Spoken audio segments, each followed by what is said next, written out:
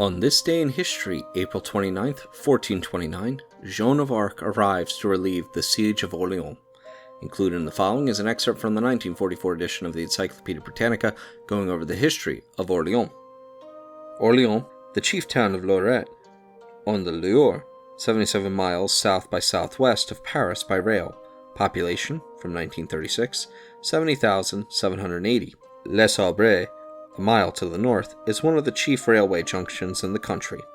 An early trading post among the Gauls, Orléans was known as Genabum by the Romans, and led the revolt against Julius Caesar in 52 BC.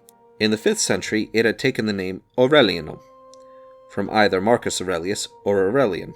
It was vainly besieged in 451 by Attila and by Odoacer in 471. But Clovis took it in 498 and held it there in 511, the first ecclesiastical council assembled in France.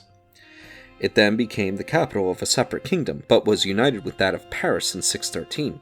In the 10th century, the town was taken in fief to the Counts of Paris, who in 987 ousted the Carolingians.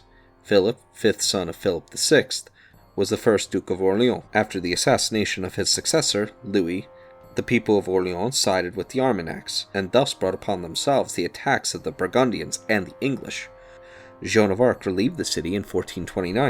In 1562 it became the headquarters of Louis I of Bourbon, Prince of Conde, the Protestant commander-in-chief. In 1563, Francis, Duke of Guise, laid siege to it, but was assassinated. Orléans was surrendered to the king, who raised the fortifications. It was held by the Huguenots from 1567 to 1568. The St. Bartholomew massacre there, in 1572, lasted a week. It was given as a lieu de sûreté to the League under Henry III, but surrendered to Henry IV in person in 1594. The town is surrounded by boulevards and is connected with the suburbs of St. Marcel by an 18th century stone bridge of 9 arches. The river is canalized on the right, and serves as a continuation of the Orléans Canal. In the Place de Matreuil is a statue of Joan of Arc. A simple cross marks the site on the left bank of the Loire of the Fort des Tourelles, captured by Joan of Arc in 1429. The Cathedral of St. Croix, begun in 1287, was burned by the Huguenots in 1567 before its completion. Henry IV, in 1601, laid the first stone, the building of which continued until 1829. The Church of St. Agnon, mutilated by the Protestants, consists of a transcript and a choir of the second half of the 15th century. It contains in a gilded and carved wooden shrine the remains of its patron saint.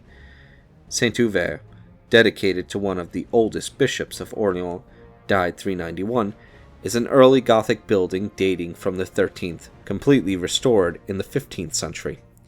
The Church of St. Paul, 15th and 16th century, has an isolated tower, and the Notre Dame de Recouvrance was built between 1517 and 1519 in the Renaissance style and dedicated to the memory of the deliverance of the city.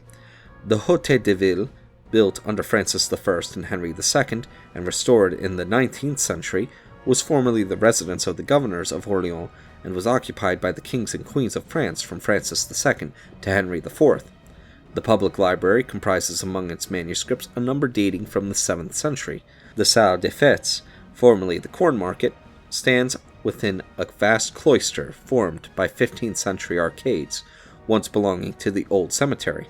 Among old houses are that of Agnes Sorel, 15th and 16th centuries, containing objects relating to Joan of Arc, that of Francis I of the first half of the 16th century, that occupied by Joan of Arc during the siege of 1429, and that known as the House of Diane de Poitiers, 16th century, which contains the Historical Museum. The anniversary of the raising of the siege in 1429 by Joan of Arc is celebrated yearly. Orléans is the seat of a bishopric under the Archbishop of Paris, a prefect, a court of appeal, and a court of assizes and headquarters of the 5th Army Corps.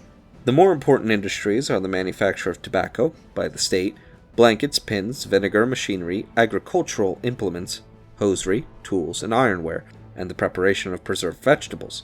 Wine, wool, grain, and livestock are commercial staples, round which there are important nurseries.